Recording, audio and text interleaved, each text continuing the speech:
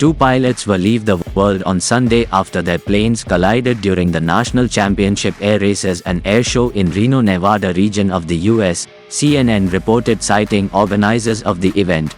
Around 2:15 p.m. this afternoon, Sunday, at the conclusion of the T6 Gold race, upon landing, two planes collided and it has been confirmed that both pilots are deceased, the Reno Air Racing Association said in a statement posted on Facebook.